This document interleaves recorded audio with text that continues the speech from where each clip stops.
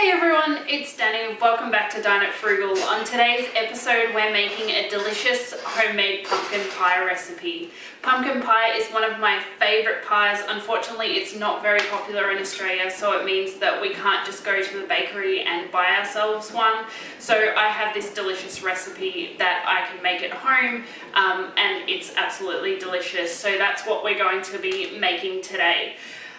I've got all of the ingredients linked down in the description box below, so if you want to try this at home, everything is down there for you. Just to make it easy, as you know, I often forget to give quantities, so having all that in the description box makes it nice and easy for you. So we're going to get started. I already have prepared a pie crust. This is a gluten-free pie crust because that's what I need, but you can go ahead and get yourself any type of pie crust. It can be store-bought, it can be homemade, and I just have it in a shallow pie dish. What I've done is I've gone ahead and crimped the edges and made that a little bit taller as well, just to fit some extra filling in. This is also being kept refrigerated. I'm going to go ahead and put this back in the fridge so that it stays cold up until we need it. And the other thing I've got is my oven preheated to 180 degrees Celsius, and I believe that's about 350 to 375 degrees Fahrenheit if you're using Fahrenheit. So once you've got your pie shell or your pie crust ready, we can go ahead and make our filling. So let's get started. Okay, so I've brought you in a little bit closer so that we can now go ahead and prepare our filling, and we're going to start off with the pumpkin pie puree. Now what I'm going to do is at the end of this video I'm going to put in a little clip of how I prepared the pumpkin puree from scratch. If you want to, you can use canned pumpkin, but it's not something we can get readily here in Australia, so that's why I've chosen to make my own. It is also a lot cheaper to make by yourself as well instead of buying it from the can. So you can watch at the end if you want to know how I did that.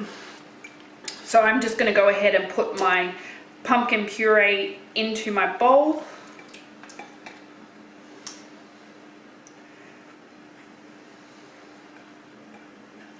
And scrape out everything from my measuring jug. To that, I'm going to go ahead and add 2 eggs. Once again, scraping out the bowl. Sweetened condensed milk.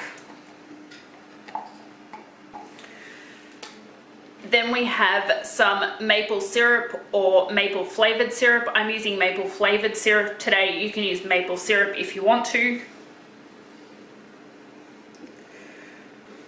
We have milk.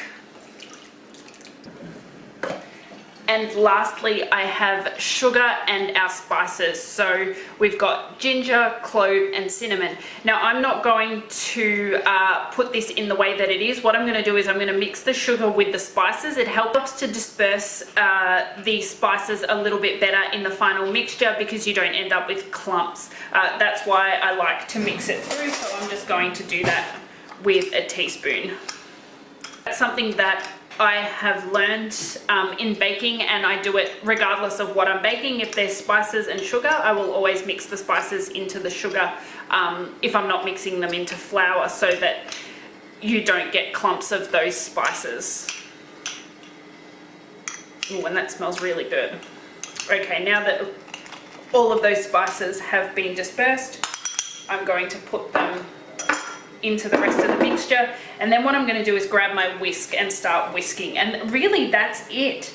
That's all we need to do to create our pumpkin pie.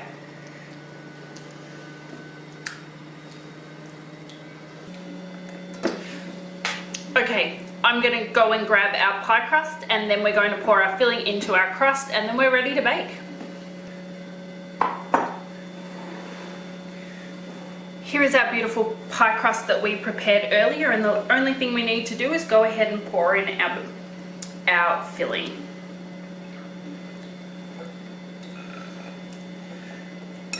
Perfect. That looks absolutely beautiful. I'm going to go ahead and put my pie plate onto a tray lined with aluminium foil just in case. And that really is it. I'm going to go ahead and put this into the oven for about 45 minutes. I'll tell you exactly how long it took to cook when we come back once the pie is fully baked. And then we're going to cool it down and it's ready to eat.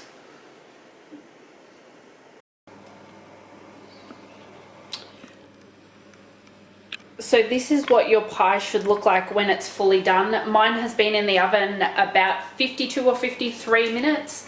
And when I shake the pie, it only has a very, very slight jiggle in the center, which is what we want. And we can see that the crust is nice and golden brown on the edges. If you find that your crust is getting burnt, go ahead and place some alfoil over the top of that so that they don't burn. So I'm going to go ahead and I'm going to take my pie out of the oven.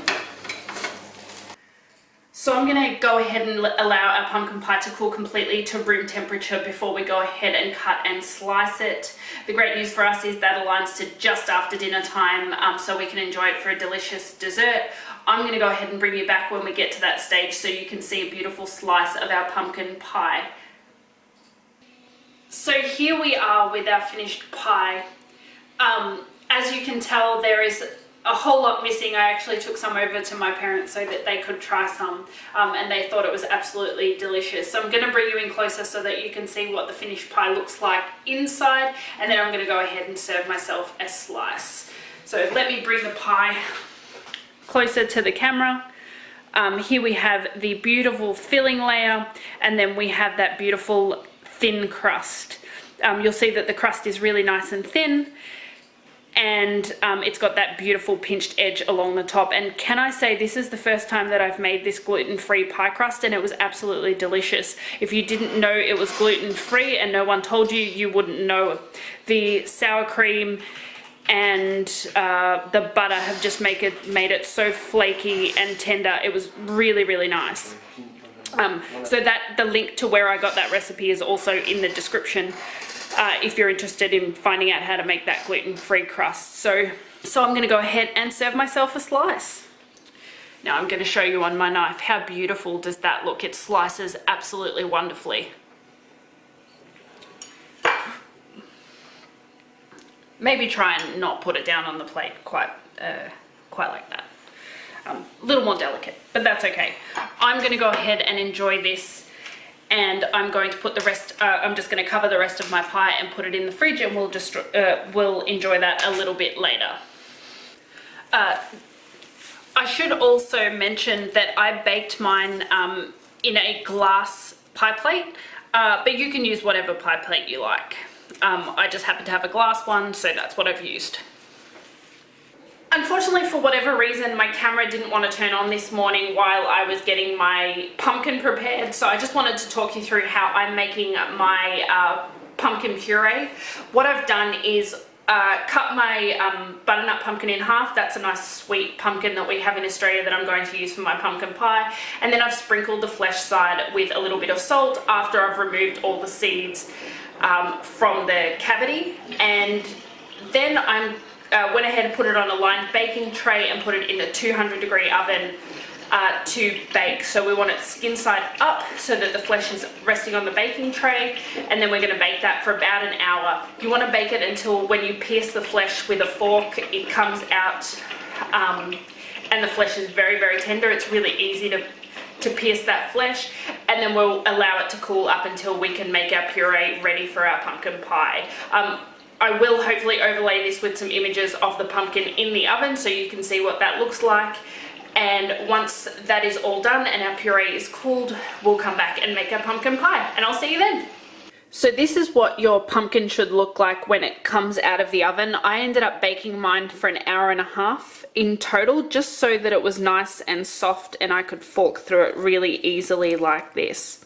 So what I'm going to do is I'm going to allow this to cool for a little while, and then I'm going to come in and scoop out the flesh. And can I just say how amazing this smells? I've just had a little taste and it's so sweet and soft. I think this is going to make an amazing pumpkin pie. So once you've gone ahead and scooped all of the flesh out of the cooked and cooled pumpkin, I'm just going to use my stick blender. You can use a fork or a potato masher. I'm just going to use this to get a really nice smooth puree. So that now resembles something that looks like what you get out of a can. You want it to be nice and thick the way that we're looking at it here. That's why we've roasted the pumpkin and not boiled it. If you boil the pumpkin, it'll have too much water in it and won't make your pie set properly. So you want to roast it to get a lot of that excess liquid out of the pumpkin, and that will give you a nice thick sweet puree. Okay, what I'm going to do, this is still a little bit warm, so I'm going to set this aside, and then the next step is making our pie. Thank you so much for joining me today on this episode of Dine It Frugal. I hope you enjoyed this video. I hope you make this pumpkin pie recipe for yourself,